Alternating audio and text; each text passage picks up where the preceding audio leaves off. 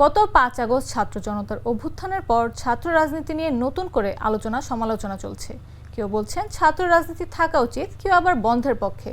আরেক পক্ষ দাবি তুলেছেন লেজুর ভিত্তিক রাজনীতি বন্ধ করে ছাত্র রাজনীতিতে সংস্কার আনতে হবে। এমন প্রেক্ষাপটে ছাত্র রাজনীতি নিষিদ্ধের পক্ষে সুপারিশ করেছে অর্থনৈতিক সংস্কার বিষয়ক টাস্কফোর্স।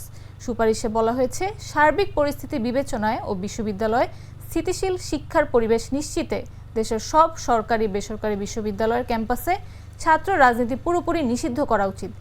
গত ৩০ জানুয়ারি প্রধান উপদেষ্টা অধ্যাপক ডক্টর মোহাম্মদ ইউনূস এবং শিক্ষা ও পরিকল্পনা উপদেষ্টা অধ্যাপক ডক্টর ওয়াহিদুদ্দিন মাহমুদকে এ প্রতিবেদন দেন টাস্কফোর্সের সদস্যরা।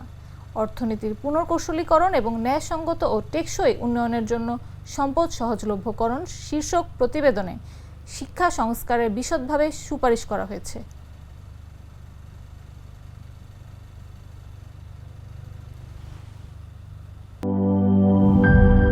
গুড লাক পেনের সফট অয়েল বেসড ইঙ্ক দেয় নিখুঁত লেখার আত্মবিশ্বাস। Good luck pen, make your lakh.